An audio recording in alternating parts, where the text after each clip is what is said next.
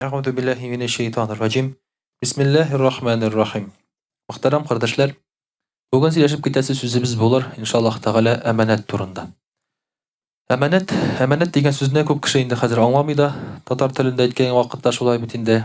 Һәм чыннан да ул безнең сүзебездән, телебездән хәзер төшеп калып бара. Һәм дөньядагы да аның мәгънәсе дөресен генә әйткәндә югалып бара. Әманәт ул, мөхтәрәм кардәшләр, сиңа ышанып тапшырган әйберне, сиңа ышанып тапшырган нәрсә генә булса да, сүз булсын, эш булсын, ниндидер матди әйбер булсын, шулай бит, шуны саклап иясенә кайтару. Я булмаса шуны саклау. Менә шушы әманәт дип атала. Ягъни кешегә мәсәлән тапшырырга мөмкиндер әйберне, әйтеп торалар. Менә бу әйбер синдә торып торсын әле. Син аны саклыйсың һәм кешесенә кайтарасың. Я булмаса сиңа әйтәләр, менә сиңа бер сүз әйтәм, кешегә әйтмә. Димәк, әманәт. Син аны шулай ук сакларга тиеш. Кешегә әйтмәскә тиешсең. Сиңа эш кушалар, менә моны эшләргә тиеш, эшлә дип. Син үзеңә өстенгә аласың, яхшы эшлим дип. Һәм син аны инде эшләргә тиеш буласың. Менә шушы үзеңә йөкләнгән нәрсәнедер шулай бит үтәү дип әйтик, саклау, менә шушы ул әманәт дип атала. Мөхтәрәм кардәшләр, ислам дине гомумән нигезләнгән менә шушы әманәткә. Шушы әманәтне үтәүгә нигезләнгән динебез үзе. Әманәтне үтәү булмаса, дөньяда бөтенләй бернинди яшәүнең, эш эшләүнең мәгънәсе калмый. Күз алдына гына китерегез шулай бит. Сез эшкә керәсез, сезгә йөкләнә билгеле бер эш, сез аны эшләмисез. Монда нәрсә эшләп була, бер нәрсә эшләп булмый, бу анархия. Я булмаса, сезгә әйтәләр, бу сүзне беркемгә сөйләмә дип, син бөтен җиргә сөйләп бетерәсең. Бу нәрсә? Бу шулай ук тормышның мәгънәсе калмый монда, серләр калмый беркем белән дә, бернинди яшерен нәрсә калмый шулай бит. Бөтен нәрсәне кешегә сөйләп йөрисең. Менә шуңа күрә дә әманәтсез, мөхтәрәм кардәшләр, безнең тормышны, дөньяны күз алдына да китереп булмый. Аллаһы Тәгалә Коръәни Кәримдә әйтә: Бисмиллаһир-рахманир-рахим. Валлазина хум бишаһадатихим каимун. Валлазина хум галя салатихим юхафизун. Аллаһ Тәгалә әйтә: иманлы мөэминнәр турында, алар үзләренең шаһадәтләренә тугры диләр. Шаһадәт, ягъни биргән сүзләренә. Менә, мөхтәрәм кардәшләр, без әйттек: Ла илаһа илляллаһ Мухаммад Расулуллаһ дидек. Бу Аллаһ Тәгалә каршында безнең биргән сүзебез. Бу присяга. Аллаһ Тәгалә каршында бу присяга. Әгәр дә син Аллаһ Тәгаләне кабул итәсең икән, бик зат буларак, аннан башка хуҗа юк. Шулай бит, ул гына Тәңре, ул гына безне барлыкка китергән. Димәк, аның бит булырга тиеш ниндидер нәтиҗәсе. Ниндидер нәтиҗәсе булырга тиеш. Мәсәлән, син куркасың икән пистолеттан. Пистолетны сиңа терәп куйсалар, син терәмәгез миңа дисең, шулай бит, төшерегез дисең. Аның нәтиҗәсе бар, ниндидер. Син бит әйтмисең, әйдә башка атыгыз минем дип. Монда йөрәккә атыгыз дип. Нәрсәгәдер син ышансаң, нәрсәнедер син танысаң, димәк, аның булырга тиеш билгеле бер нәтиҗәсе. Әгәр дә Аллаһы Тәгаләне Раббы Алла итеп танысаң икән, димәк, аның булырга тиеш нәтиҗәсе бик билгеле. Кай вакытта, мөхтәрәм кардәшләр, гади кеше менә, гади кешене шулай бит. Аллага ышанам ди ул. Әмма аның өчен Алла кем? Светофор. Светофорга килә, кызыл яна, туктый. Яшел яна, китә. Аның өчен светофор Аллага караганда өстенрәк. Чөнки Алла әйтә, харам ди, ул әйтә, юк ди, харам түгел ди. Аллаһ Тәгалә әйтә, хәзер ярый ди, юк, ярамый ди. Аның өчен светофор, мөхтәрәм кардәшләр, гади бер светофор, аның өчен Алладан өстенрәк, мондый кеше өчен. Әгәр уйлап карасак, шулай килеп чыга да ул. Шуңа күрә дә Аллага ышандым дип әйтәсең икән, Ла илаһа илляллаһ Мухаммад Расулуллаһ дип әйтәсең икән, димәк, аның булырга тиеш ниндидер бер логик нәтиҗәсе. Шуңа күрә Аллаһ Тәгалә әйтә, алар үзләренең шаһадәтләренә тугры ди, әйтеп кенә калмыйлар, үзләренең шаһадәтләренә тугры булалар ди. Шуңа күрә элекеге вакытта иман китереп, намаз укымаган кешене күз алдына китереп булмый. Күз алдына китереп булмый. Мәсәлән, кафирләр дә, иң беренче мөшрикләр, иман китергәндә нишлиләр? Гысыл алалар, юыналар да, аннан соң иман китерәләр дә, әйтәләр, хәзер мин нишләргә тиеш диләр. Хәзер Пәйгамбәрбез саллаллаһу алейһи ва сәллям әйтә, син намаз укырга тиеш, син закат түләргә тиеш, ураза тотарга тиеш, син харам кылмаска тиеш, халал белән яшәргә тиеш, дип аңа аңлаталар. Ул әйтә, "Всё, яхшы, шуларны мин эшләрмен" ди. Әмма хәзерге кешенең әманәт дигән төшенчәсе юк. Ул сүзне бирә ала, үтәмәскә мөмкин. Шулай бит. Киләм ди дә килми, үтим ди дә үтәми. Я булмаса, Аллаһ Тәгалә иман китердем ди дә, аңа буйсынмый. Менә бу, мөхтәрәм кардәшләр, логик яктан бик үк аңлашылып бетми. Бу фәлсәфә дип әйтик инде, шушы кешенең үз-үзен тотышы. Һәм шуңа күрә дә Аллаһ Тәгалә әйтә, алар үзләренең намазларын саклаучылар ди. Ягъни намазларын саклаучылар, укучылар ди.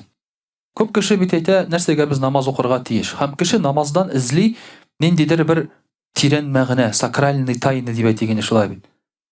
Намаз укыгач, аның өченче күз ачылырга тиеш, аның сәламәтлеге артырга тиеш. Кеше шуны эзли башлый хәзер. Шушы фән дөньясында кешегә намаздан табырга кирәк шуны. Әмма намаз ул иң беренче чиратта әманәт. Аллаһ Тәгалә безгә үтәргә эшләргә кушкан әйбер. Барманың мәгънәсе, юкманың мәгънәсе, ансы синең проблема түгел. Аллаһ Тәгаләне таныган кеше аны үти. Һәм белә, Аллаһ Тәгалә мәгънәсез бер нәрсә дә сорамый. Баса да ул аны үти, укый. Менә шушы намаздан мәгънә эзләгән кешеләр күбесе намазларын ташлыйлар. Чөнки алар намаздан мәгънә тапмыйлар. Кемдер әйтә, намаз миңа рәхәтлек бирә. Кемнәрдән бер көн намаз рәхәтлек бирүдән туктый.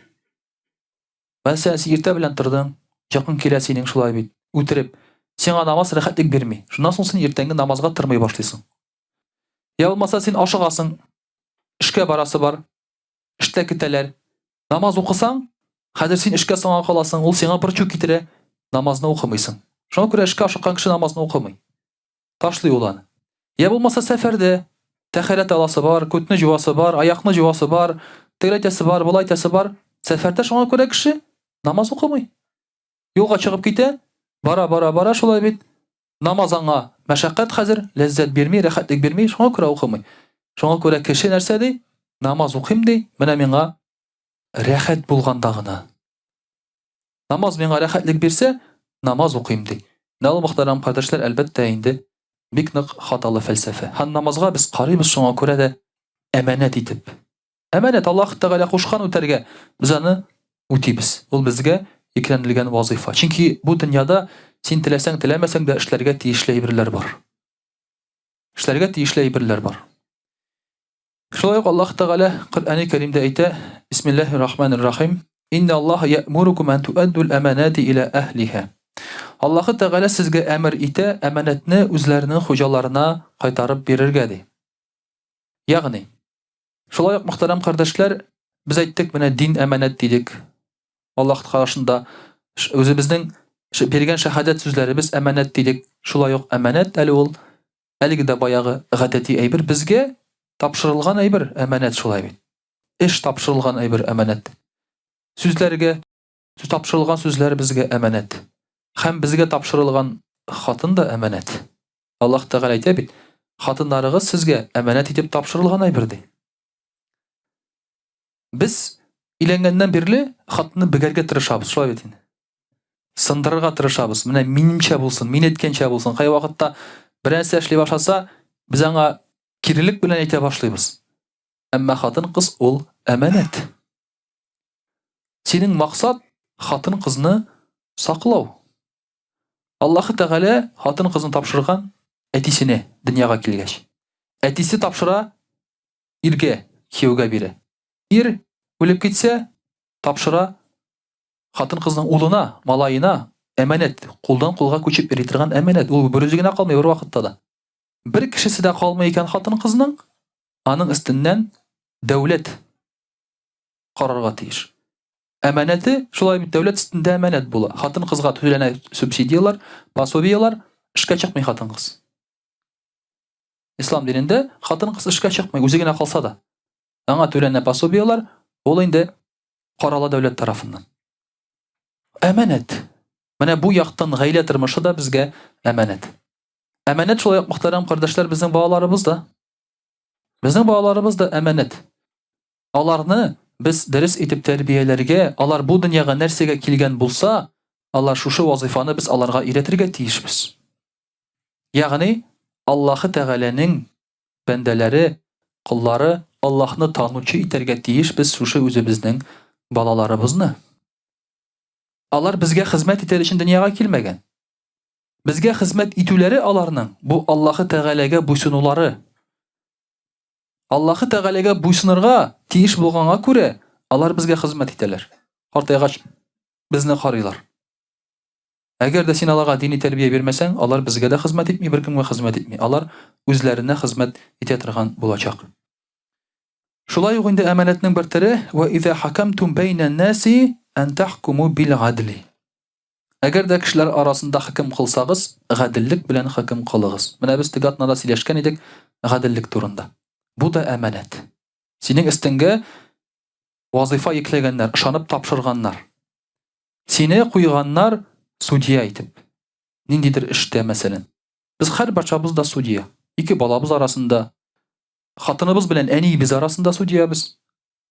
Шуңа күрә безгә һәр вакыт кирәк гаделлек, мөхтәрәм кардәшләр. Нинди генә эштә булсак та, без булырга тиеш гадел, бу безгә әманәт йөкләтелгән. Гаделлектән китсәң, демәк син шушы әманәтеңне үтәмәгән булып чыгасың. Инде шулай ук Пәйгамбәрбез саллаллаһу алейһи ва сәллям әйтә: "Аддил әманәта иля ман иттаманака ва ла тахун ман ханака."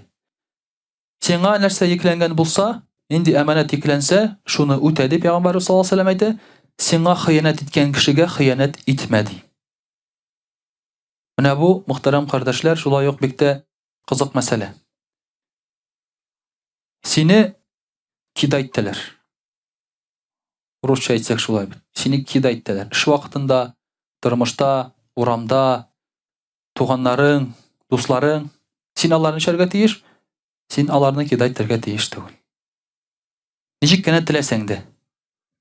Ничек кенә теләсәң дә, син аларга хыянәт кыла алмыйсың. Шуның белән үк җавап бирә алмыйсың. Чөнки син хыянәт итсәң, үзең дә хыянәтче булып чыгасың.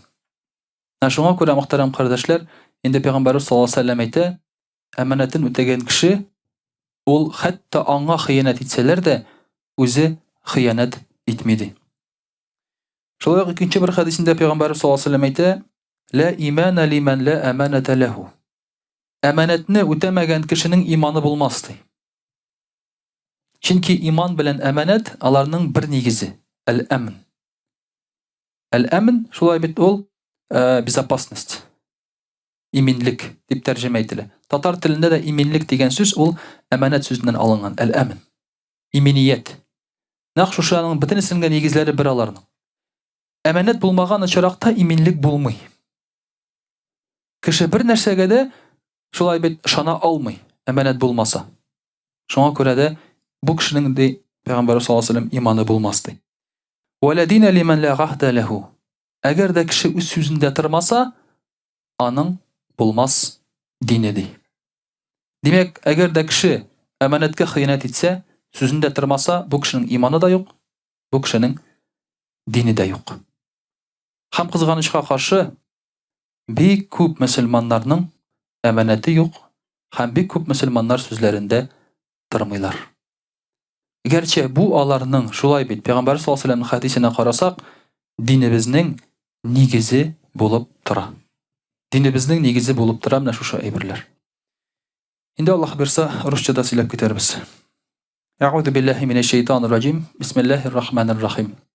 Дорогие друзья, сегодня мы говорим о таком понятии, как аманат. Аманат — это то есть то, что верено тебе. Аманат. Тебе доверяют то, что тебе верено. Неважно, что это. Слово ли, дело.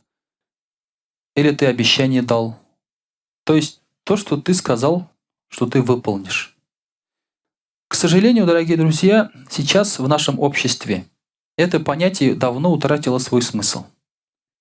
Никакого сейчас доверия нет никому, к сожалению.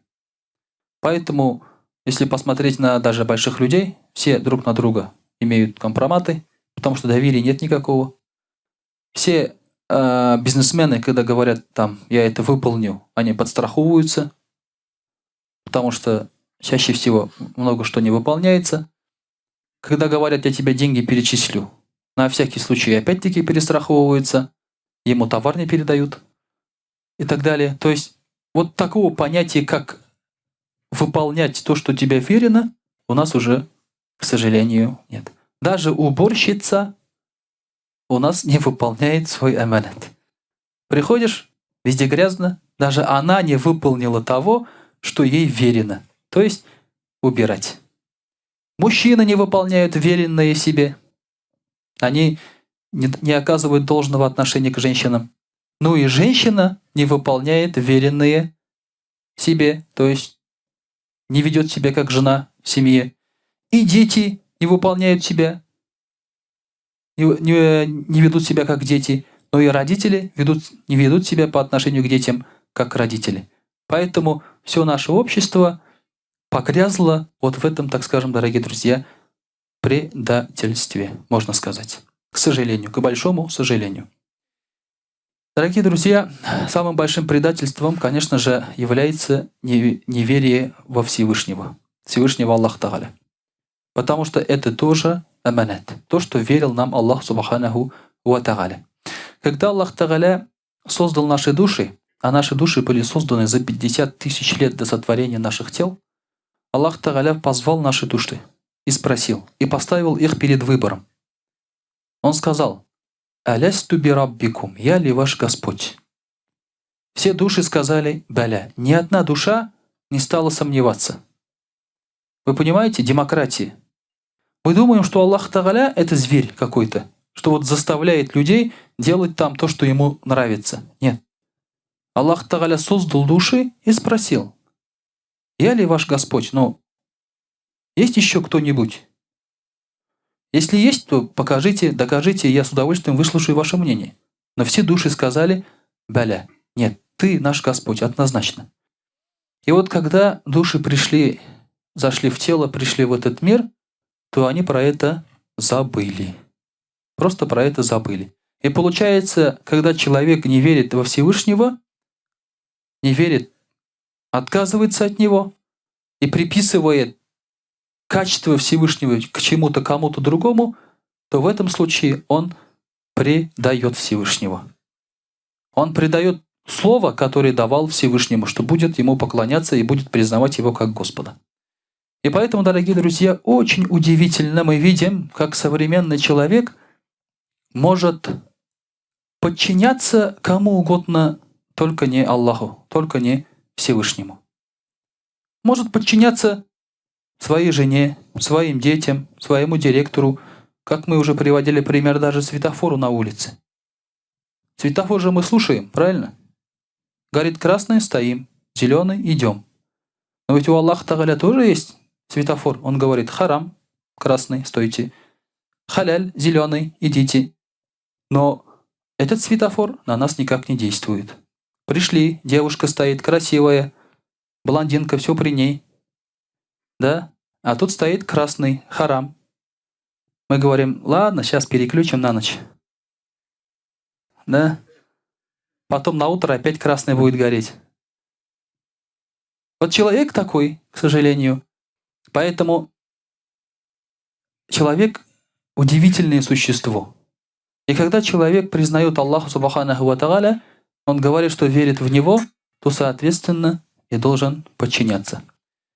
Пророк Мухаммад саллаллаху алейхи вассалям говорит: «Аллахумма инни а'уду бика миналь джуги фа иннаху би'сан даджир». Он говорит: «О Аллах, я прибегаю к Тебе от голода, поистине это худший спутник». Аллах Тааля во многих хадисах прибегал к защите от голода, потому что в состоянии голода человек может сделать все, что угодно. Разозлиться, сказать что-то, сделать что-то, даже отречься от Всевышнего. Если ему скажут: вот тебе хлеб, скажи, что Бога нет. Все. Конечно, лучше сейчас хлеб съесть, остаться живым, потом таубе и так далее, все нормально. Поэтому пророк, саллаллаху алейхи вассалям, прибегал от голода. От голода. И действительно, когда Хочешь управлять народом? Как надо им управлять? Надо их просто не кормить. Надо их просто не кормить, народ. И все. Народ будет голодный и будет делать все, что ты ему скажешь. Наоборот, не больше платить денег, да? Не купить его за большие деньги. Потому что когда у человека появляется много денег, он чувствует безопасность и думает, что всегда так будет. И начинает уже своевольничать, думать, размышлять там и так далее. Поэтому лишаешь его. Живет на грани между жизнью и смертью. Поэтому пророк саллаллаху алейхи говорил: упаси Аллах от такого состояния, иначе человек превратится в раба. И он говорил: о Аллах, я прибегаю к тебе от предательства. Это наихудший товар, он говорил. Действительно, антоним слова аманат — это предательство. Когда ты предаешь свои принципы, свои идеалы. Я, дорогие друзья, встречаюсь с этим каждый день. Вот есть люди, которые, например, с которыми я знаком 5-10 лет. И то, что они говорили 5-10 лет назад, они сейчас уже совсем по-другому говорят. Были люди, которые говорили: я никогда этого не сделаю. А сейчас с удовольствием это делают и объясняют это. Есть люди, которые говорят: я никогда с ним не буду дружить. Сейчас они самые лучшие друзья. Есть люди, которые говорят: я никогда не возьму у него денег. Сейчас он живет на его деньги.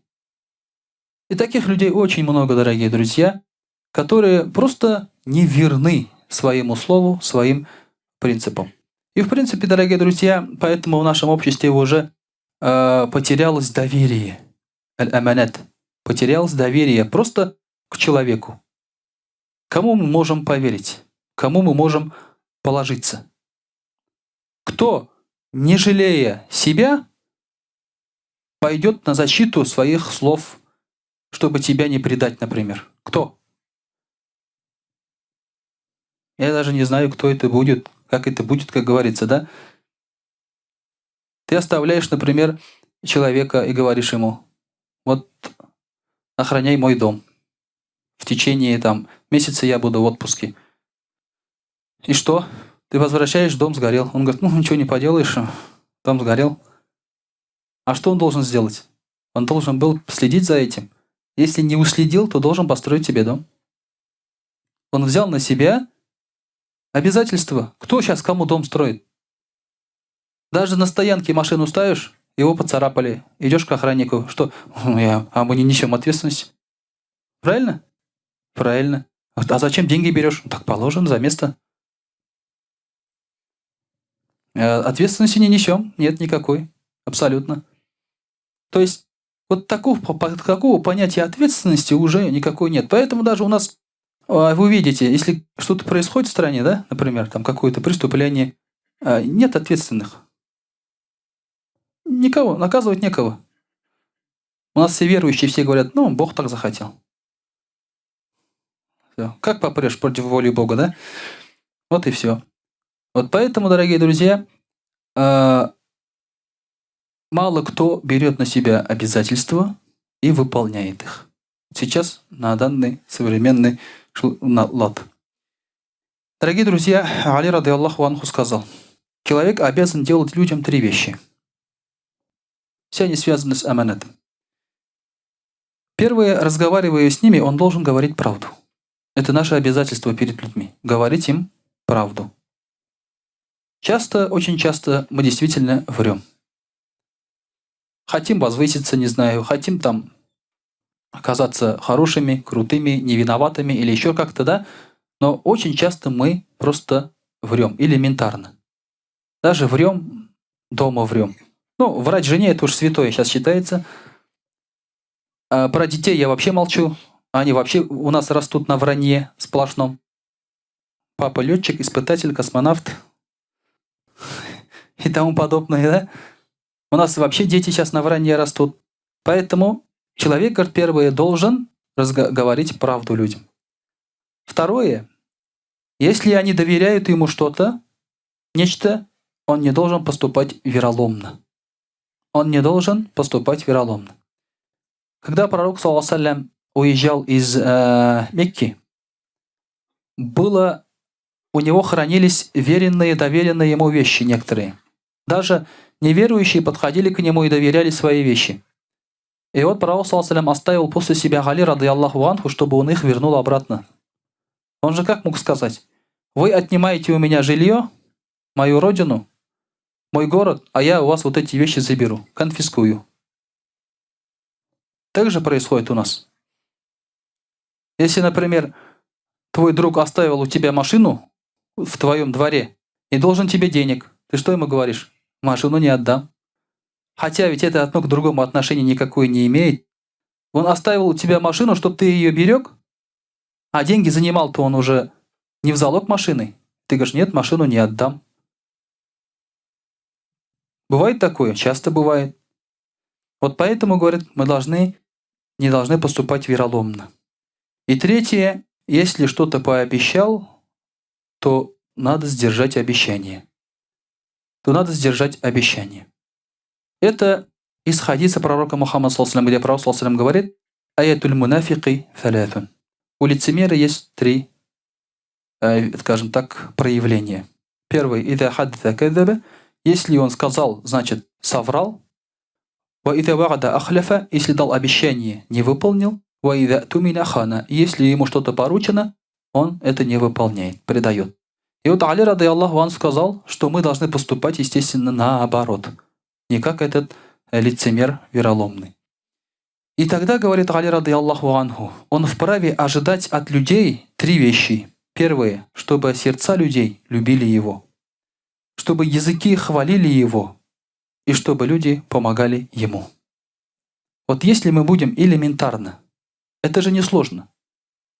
Нам не надо передвигать горы. Просто не обманывай, не ври никогда. Что-то поручает — выполняй. Если ты дал обещание, исполни. И тогда люди будут тебя любить, хвалить и помогать. Разве не этого мы хотим? Разве не этого мы хотим сейчас в нашем мире? Все хотим же этого. А для этого, оказывается, надо сделать всего лишь вот эти три вещи.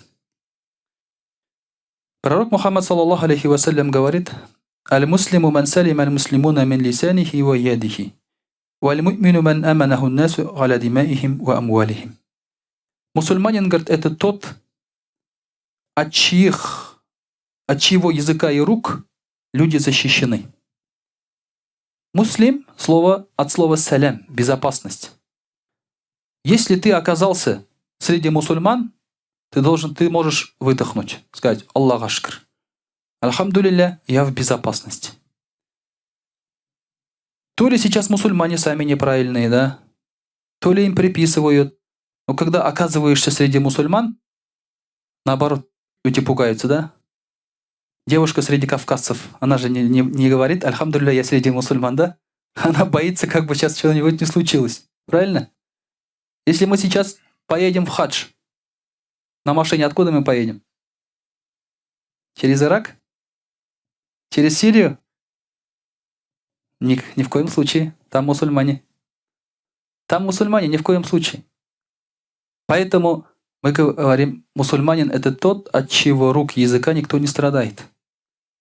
А верующий аль-му'мин — это тот, рядом с кем кровь и имущество твои в безопасности.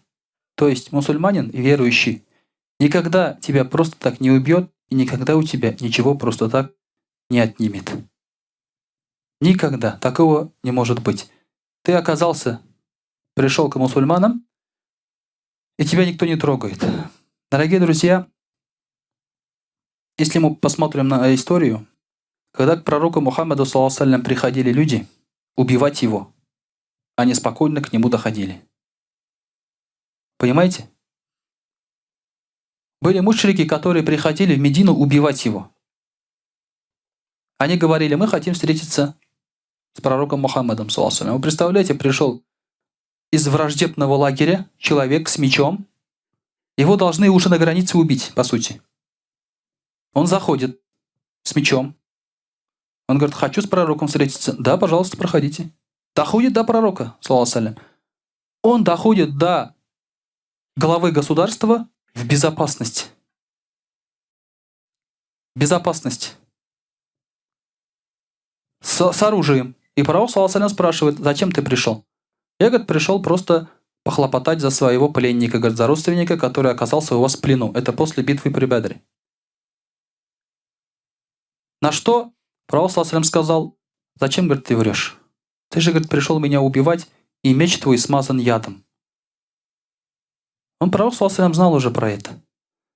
Вы понимаете? Вот рядом с мусульманами он спокойно чувствует себя в безопасности.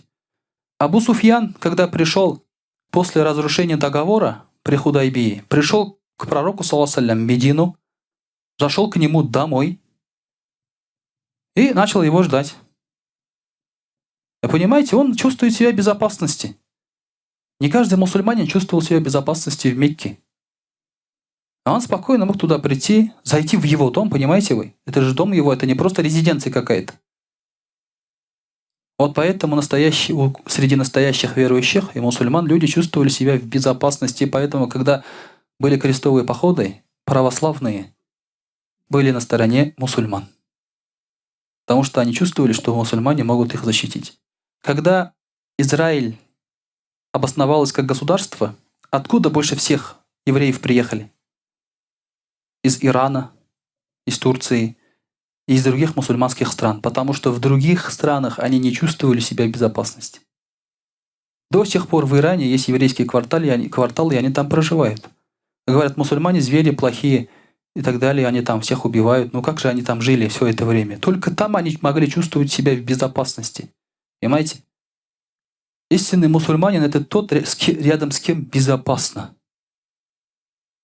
Душа на душе у тебя хорошо. Ты ни о чем не беспокоишься, не волнуешься. У тебя все вещи целы. Тебя никто не угрожает. Тебя не арестуют. Тебя не предадут. Тебя не убьют и так далее. Вот это очень важный, дорогие друзья, момент для нас. Когда у пророка, саллаллаху алейхи ва саллям, спросили, когда наступит судный день, мата сага, очень популярный вопрос. Когда наступит судный день? Почему-то для всех это важно. Пророк, саллаллаху алейхи ва саллям, очень хороший ответ в этом случае, когда спрашивают мата сага, когда наступит судный день, он спрашивал: а что ты для этого приготовил? Все. И больше человек спрашивать ничего не будет. А что ты для этого приготовил, для судного дня? Дробовик, 10 банок тушенки, бункер, противогаз. У нас же сейчас к судному дню так готовится же, да? В фильмах. Видели же? Сейчас про зомби всяких там. Даже у нас вот когда 12-й год, по-моему, да, был судный день у нас. 12-й же был, да? Конец света был. Люди бункеры себе начали готовить даже здесь, в Казани. Бизнес такой процветал. Удивительно, да? Да. Один продает бункер, да? Деньги получает за бункер. Он же бункеры строит на судный день, и деньги получает за это. Зачем ему деньги, если судный день, правильно? То есть один другого обманывает, другой этому рад. Вот, поэтому пророк, саллаллаху алейхи ва саллям, он ерундой не занимался такой. Он не говорил, когда будет судный день. Он говорил: а что ты приготовил для этого? Все мы когда-нибудь умрем. Другой его ответ, когда его спросили, когда будет судный день, часто спрашивали, он говорил: когда ты умрешь? Когда ты умрешь, будет судный день. Ведь действительно, нам говорят, через миллиард лет солнце погаснет. Ты думаешь: о, переживаешь, через миллиард лет солнце погаснет. Через 2 года ты умрешь, ты не переживаешь. А через миллиард лет солнце погаснет. Беда какая? Что-то надо делать, подкинуть углей. Человек — это удивительное существо. И вот когда в очередной раз у пророка Мухаммада, саллаллаху алейхи ва саллям, спросили, когда будет судный день, он сказал: «Иза дуйягатил аманату фантазири сага». Он говорил: когда исчезнет аманат, люди перестанут выполнять веренные, тогда наступит судный день, он сказал. И люди спросили: «Ва кайфа идагатуха», а как же это произойдет? Как люди не будут выполнять веренные? Пророк, саллаллаху алейхи ва саллям, уточнил: «Факаля Расулуллах, саллаллаху алейхи ва саллям, «Иза усидаль амру иля гайри ахлихи фантазири сага». Когда дело поручат тому, кто это не способен выполнять, тогда ожидай судного дня. Если возвращаешь к нашему стране, да, не миру, а к нашей стране, у нас никто не сидит на своем месте. Никто у нас не любит свою работу и не знает ее, не умеет ее исполнять. От уборщицы до верхов. Потому что везде сидят сыновья, зятья, жены, друзья и так далее. Никого не выбирают на работу по его способностям. Никого, к сожалению. И вот когда, говорит, это произойдет, ждите судного дня. Сейчас вы скажете, когда же судный день наступит? Уже завтра, да? Он должен был наступить уже вчера. Да. Но, альхамдулилля, не все так потеряно, дорогие друзья. Когда ко мне пришел один человек, его звали в кабинет министров на работу, он говорит, пойти ли мне туда на работу или нет. А я вижу, что это человек, который выполняет работу добросовестно, действительно возложенный на него он делает. У меня, говорит, там нет поддержки какой-то, говорит, у меня там нету плата, туда-сюда. Пойти или нет? Я говорю, идите. Ничего не бойтесь, потому что там должен хотя бы один человек, который работает. И если вы там будете работать, вас никто не уволит, потому что они все будут идти за вами. Вы должны будете работать за них. Один работящий в коллективе должен быть. Без этого никак. Вот завод целый, да? Все равно один столяр что-то он умеет делать. Все равно один инженер, он выполняет свою работу. Экономисты сидят, 50 человек, все равно один из них умный. Какой-нибудь еврей, наверное, да?